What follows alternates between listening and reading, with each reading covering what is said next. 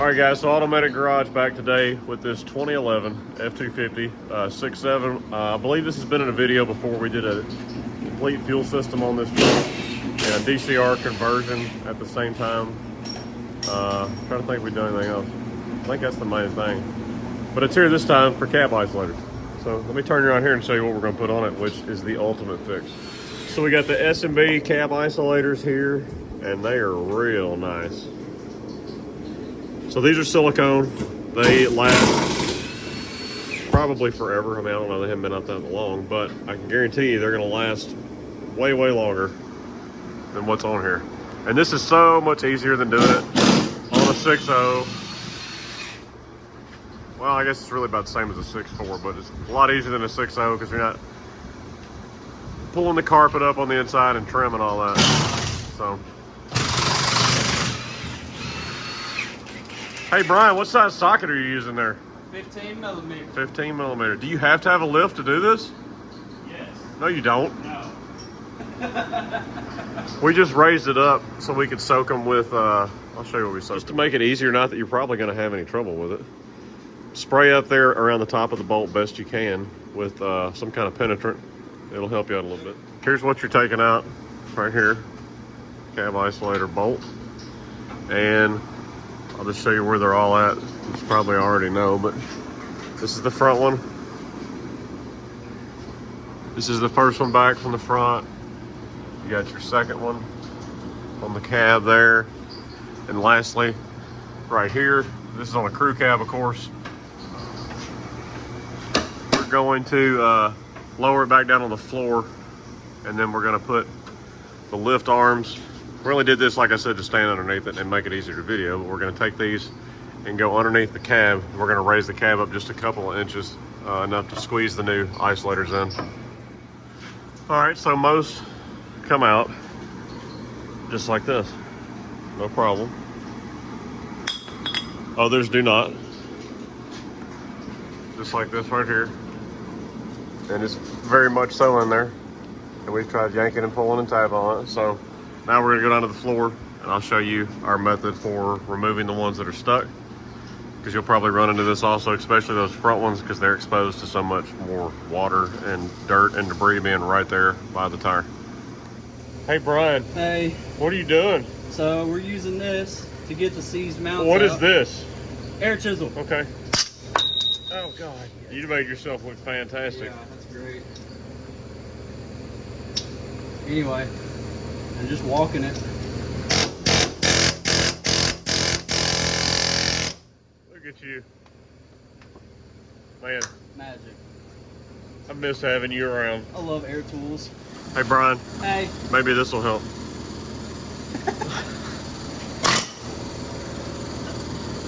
Where's that pry bar? Alright, so when they're all froze up, this is what you do. So this is the top part. Basically just take your angle grinder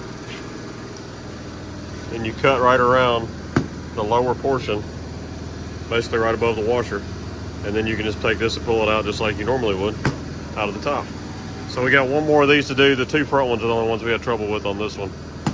So I'm gonna go cut the other one and we'll be ready to put the S&Bs on. So right there above the washer is where I cut, and basically I just kind of worked it around while I'm cutting with the angle grinder to get all the way around there. If it's stuck a little bit, take a pry bar, break it off, pull it up the top. All right, isolator's going on.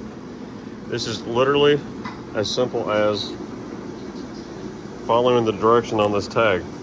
All items on, I think what it says this side, go above the frame tab. Remove this card before installation. There's nothing that you leave out of this except for that little red tag, and it tells you what goes above and what goes below. New bolts, you torque to 76 foot-pounds. That's what Ford wants you to do. Hand tighten.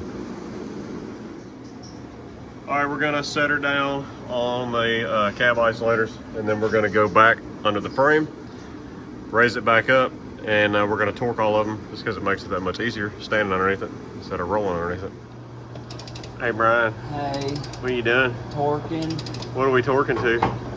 76 foot-pounds. Why wouldn't you just use an impact to tighten these up? because you spin the castle nuts on top. Oh man, that sounds like a fun time. Yes. I don't want to have to deal with that. All right, let's go rip the 6.7 real quick. Now that I've aired the tires up properly. 18 pounds is what this had in it. So this was 18, that was 30. Front one on the passenger side was like 40, and this back one back here was 50. So it was all over the place, extremely low. So let's go try it out. Sure is nice not hearing the cab rattle and bump around. Because we did a DCR pump on this truck a while back, and after doing that, you drove the truck around, and he's like, yeah, I don't have the money to do the cab isolators right now. So we didn't, and of course it's gotten even worse, seeing us out, there's hardly any isolators left. And talked him into doing the S&Bs, which is the premium thing to do. So way better of a ride. It's so much quieter in the cab, being isolated real good. And I'm not sure what tune is on this thing, but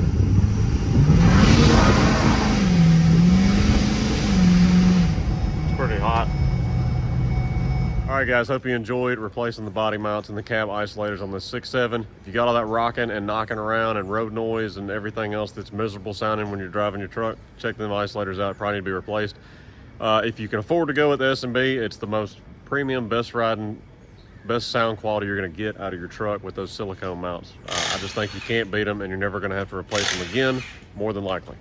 So it's Automatic Garage signing out. Go check out our other content here on the channel. If this channel has helped you out save some money, fix your truck, or you want to help support content like we make, consider visiting our Patreon and becoming a member of that. We have some exclusive behind the scenes content and stuff we don't usually put on YouTube on there also. So we appreciate y'all watching, and we'll holler at y'all later.